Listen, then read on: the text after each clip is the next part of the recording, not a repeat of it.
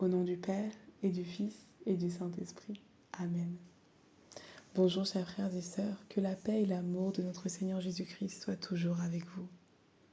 Pour tous ceux qui désirent prendre part à la rencontre du 25 au 29 juin à Fatima, rencontre demandée par notre Seigneur Jésus-Christ, le lien vers le formulaire se trouve en bas de la vidéo. Si vous êtes intéressé, merci de le remplir et ensuite vous recevrez des informations complémentaires. Merci pour votre compréhension et que Dieu vous bénisse abondamment. Je suis la sœur Marie-Jenna. Ensemble, continuons notre cheminement au travers du livre de l'Exode avec le chapitre 17. Sur l'ordre du Seigneur, toute la communauté d'Israël quitta le désert de Sin et se rendit par étapes à Réphidim, où ils installèrent leur camp. Ils n'y trouvèrent pas d'eau à boire, de sorte qu'ils cherchèrent querelle à Moïse et dirent « Donnez-nous de l'eau à boire ». Moïse leur demanda « Pourquoi me cherchez-vous querelle et pourquoi mettez-vous ainsi le Seigneur à l'épreuve ?» Assoiffé, le peuple se mit à protester contre Moïse en disant « Pourquoi nous as-tu fait quitter l'Égypte ? Est-ce pour nous faire mourir de soif ici avec nos enfants et nos troupeaux ?» Moïse implora le secours du Seigneur. « Que dois-je faire pour ce peuple ?» demanda-t-il. « Encore un peu, et ils vont me lancer des pierres. » Le Seigneur lui répondit « Passe devant le peuple, accompagné de quelques-uns des anciens d'Israël. Tu t'avanceras en tenant à la main le bâton avec lequel tu as frappé le Nil. Moi, je me tiendrai là devant toi sur un rocher du mont Horeb. Tu frapperas ce rocher et il en sortira de l'eau et le peuple pourra boire. » Moïse obéit à cet ordre sous le regard des anciens. On a appelé cet endroit Massa et Mériba, ce qui signifie épreuve et querelle, parce que les Israélites avaient cherché querelle à Moïse et avaient mis le Seigneur à l'épreuve en demandant « Le Seigneur est-il parmi nous, oui ou non ?» Les Amalécites vinrent attaquer les Israélites à Réphidim. Moïse dit à Josué « Choisis des hommes capables de nous défendre et va combattre les Amalécites. Demain, je me tiendrai au sommet de la colline avec le bâton de Dieu à la main. » Josué partit combattre les Amalécites, comme Moïse lui avait ordonné, tandis que Moïse, Aaron et Our se postaient au sommet de la colline. Tant que Moïse tenait un bras levé, les Israélites étaient les plus forts, mais quand il le laissait retomber, les Amalécites l'emportaient. Lorsque les deux bras de Moïse furent lourds de fatigue, Aaron et Our prirent une pierre et la placèrent près de Moïse. Moïse s'y assit. Aaron et Our, chacun d'un côté, lui soutinrent les bras qui restèrent ainsi fermement levés jusqu'au coucher du soleil. Josué remporta une victoire complète sur l'armée amalécite. Le Seigneur dit à Moïse « Mets tout cela par écrit, pour qu'on ne l'oublie pas, et dis à Josué que j'exterminerai les Amalécites de telle sorte que personne sur terre ne se souviendra d'eux. » Alors Moïse construisit un autel auquel il donna un nom signifiant « Le Seigneur est mon étendard ». Et il déclara « Puisque les Amalécites ont osé lever la main contre le trône du Seigneur, le Seigneur sera toujours en guerre contre eux. » Parole du Seigneur.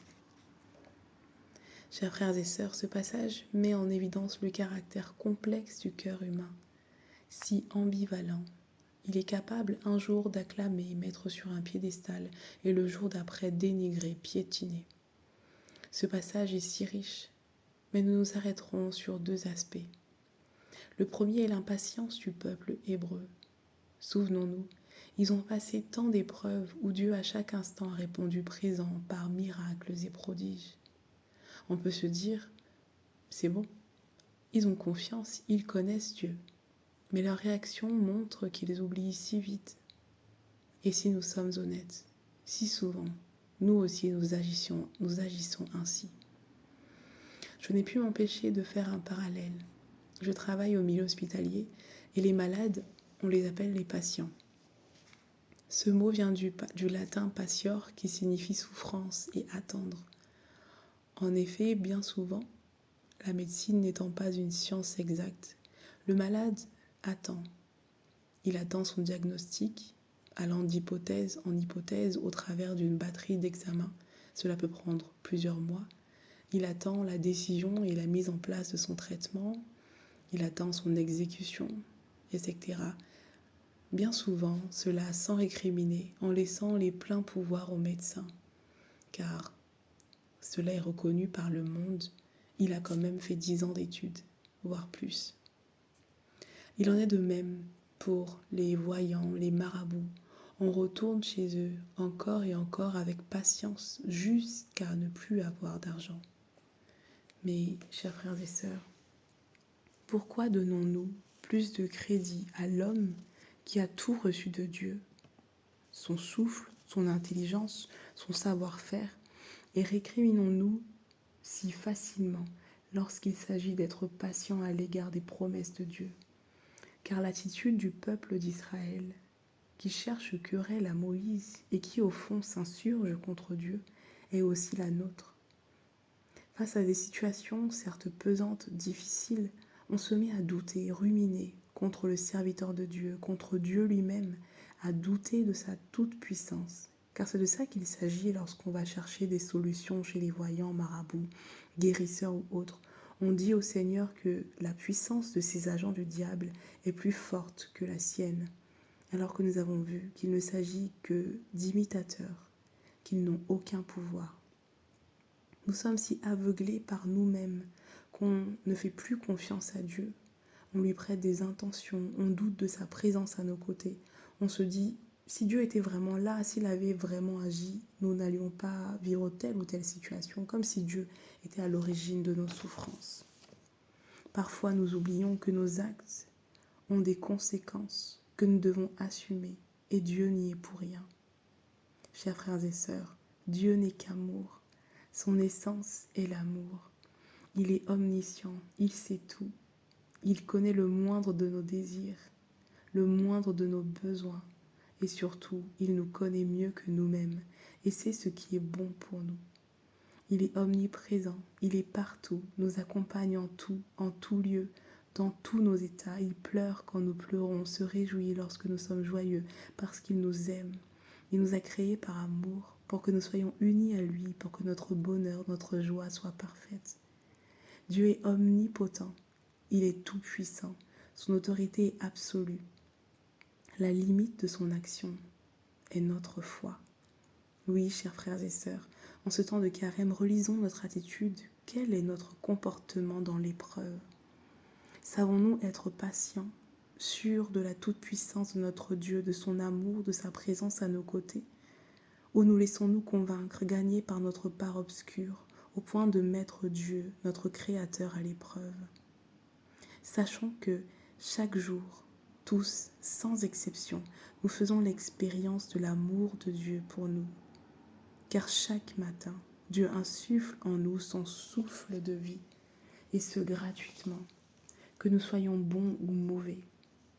Et cela n'est qu'une goutte d'eau, comparée à l'océan de grâce et d'amour que Dieu déverse à chaque instant sur nous, nos vies, nos familles. Alors soyons reconnaissants, justes, humbles, confiants et patients.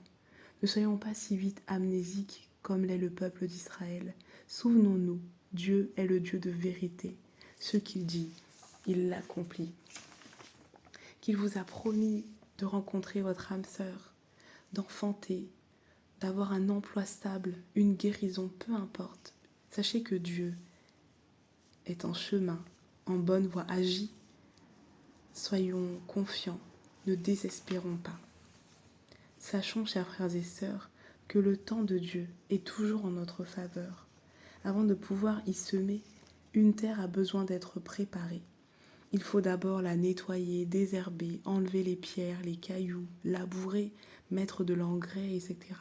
Et cela en fonction des saisons, avant de pouvoir semer. Et encore faut-il attendre pour voir cela germer et porter du fruit. Comprenons donc que tout ne peut se faire en un jour, en un claquement de doigts.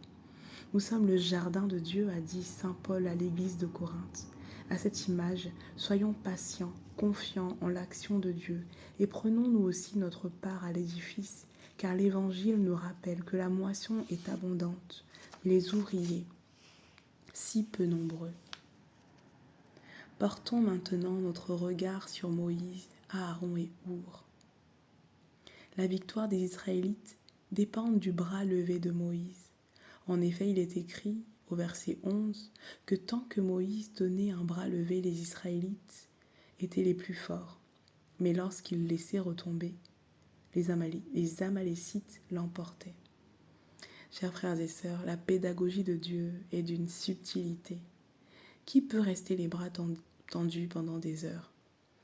D'ailleurs, je me souviens que c'était une de mes punitions quand j'étais petite, à genoux, bras tendus. Et vraiment, je ne tenais que quelques minutes. Dieu savait qu'il serait difficile, voire impossible pour Moïse seul de donner la victoire aux Israélites dans ces conditions. Il savait qu'il aurait besoin du soutien de ses frères. Et c'est ce soutien, cette unité dans la prière à Dieu, cette confiance commune dans l'action de Dieu qui a permis la victoire complète sur l'armée des Amalécites. Au travers de ce passage, chers frères et sœurs, le Seigneur veut nous dire qu'une corde à 3 brins est plus solide, plus difficile à rompre qu'une corde à 1 brin. En d'autres termes, un chrétien seul est un chrétien plus vulnérable que s'il fait partie d'une communauté, s'il est entouré de frères. Car à plusieurs, si on s'aime d'un amour sincère, on peut s'appuyer les uns sur les autres, on peut cheminer, se porter, se fortifier, s'élever, être victorieux ensemble, car ensemble on est plus fort.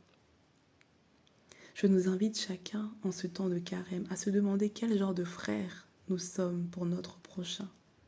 On se pose souvent la question des personnes qui nous entourent, de leur bien fondé.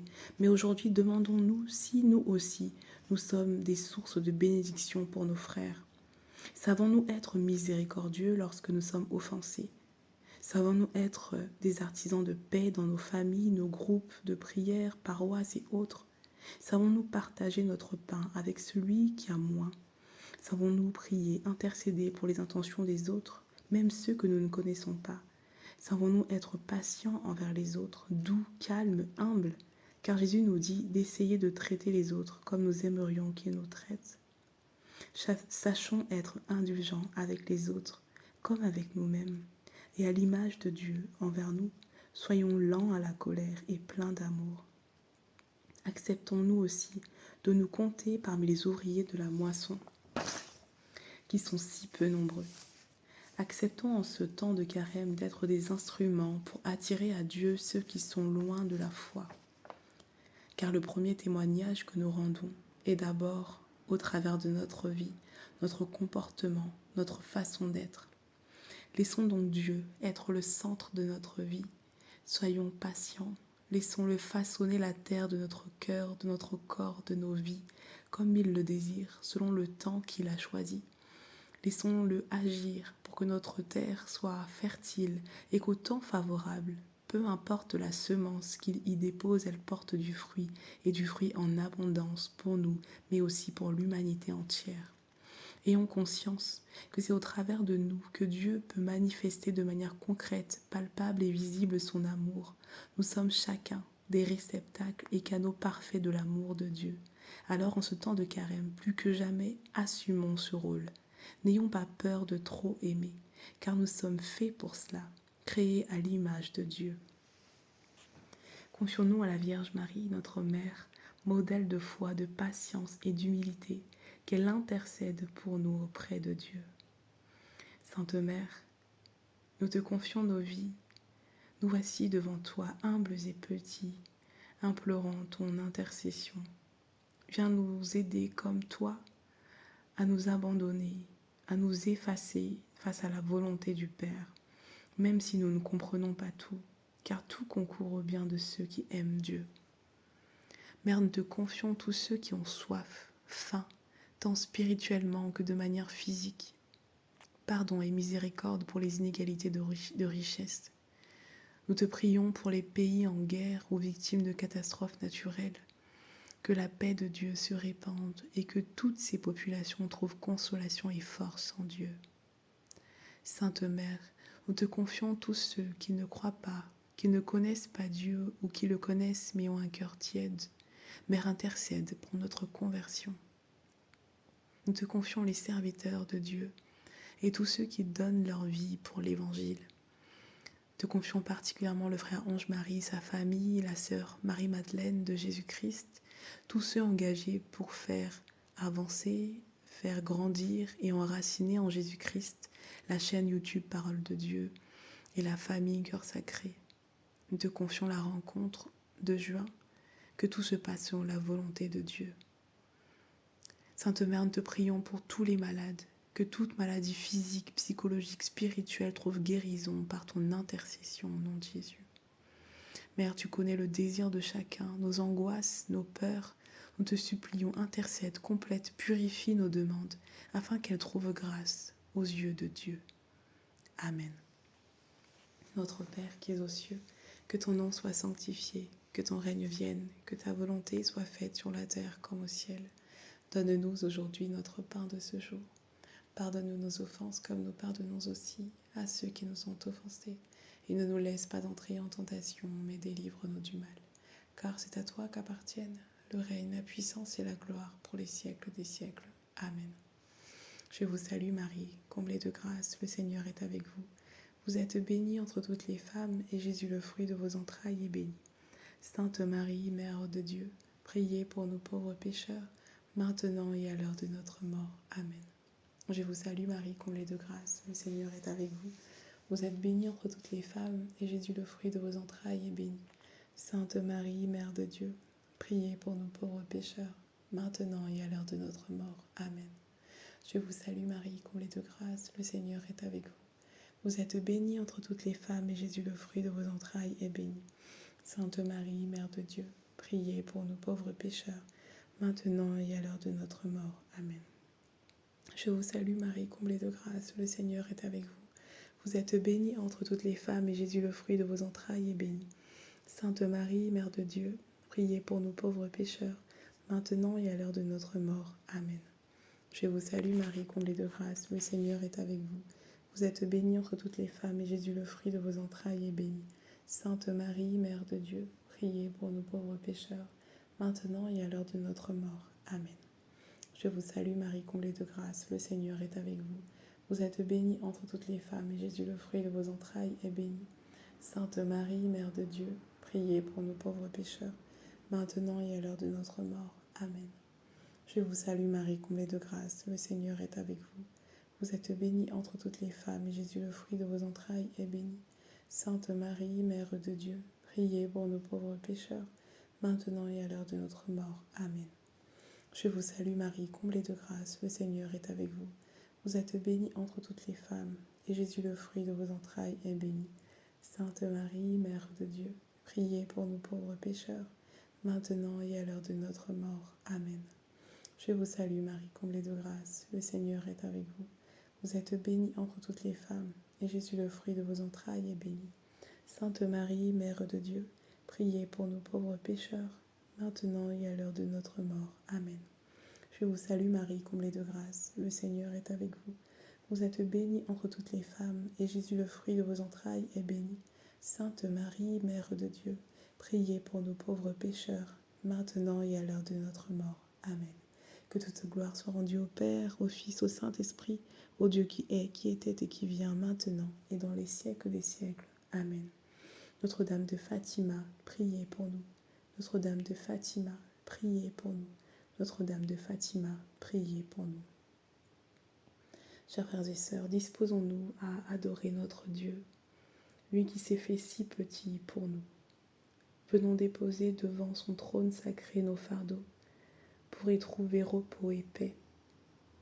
Au nom de cette communion spirituelle, je nous invite à intercéder les uns pour les autres, à mettre pour 1 minute de côté nos intentions personnelles pour être ce soutien de la prière d'un autre, pour l'intention particulière qui monte de notre cœur pour un frère, pour une sœur.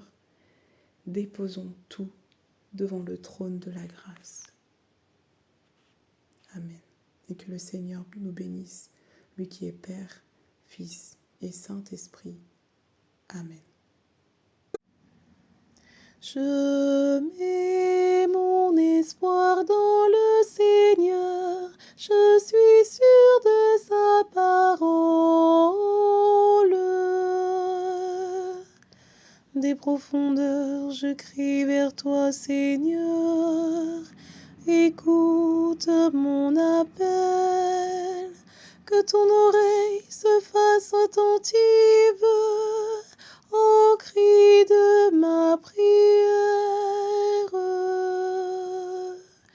Je mets mon espoir dans le Seigneur, je suis sûre de sa parole.